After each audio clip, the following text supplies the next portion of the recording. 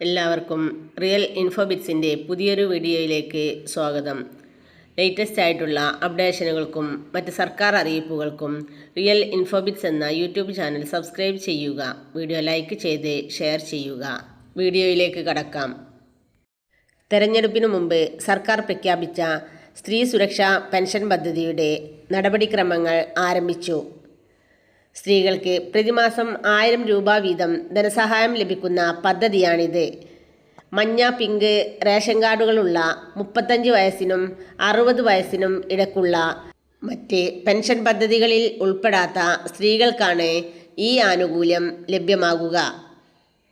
അപേക്ഷിക്കുന്ന സ്ത്രീകൾ മഞ്ഞ, പിങ്ക് റേഷൻ കാർഡിൽ ഉൾപ്പെട്ടിട്ടുള്ളവരായിരിക്കണം. നിലവിൽ അർഹരായിട്ടുള്ള നീല, വെള്ള റേഷൻ കാർഡിലുള്ള മുൻഗണനാ വിഭാഗത്തിലേക്ക് അർഹതയുള്ളവർക്ക് ഇപ്പോൾ അപേക്ഷിക്കാവുന്നതാണ്. ഡിസംബർ 31 വരെയാണ് ഇതിൻ്റെ കാലയളവ്. സ്ത്രീകൾക്കും ട്രാൻസ്ജെൻഡേഴ്സിനും അപേക്ഷിക്കാവുന്നതാണ്.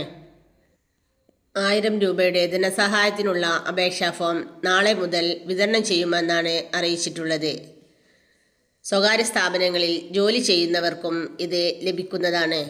അപേക്ഷയുടെ കൂടെ ആധാർ കാർഡ്, റേഷൻ കാർഡ് എന്നിവയുടെ കോപ്പിയും വയസ്സ് തെളിയിക്കുന്നതിനുള്ള രേഖയും സമർപ്പിക്കേണ്ടതാണ്.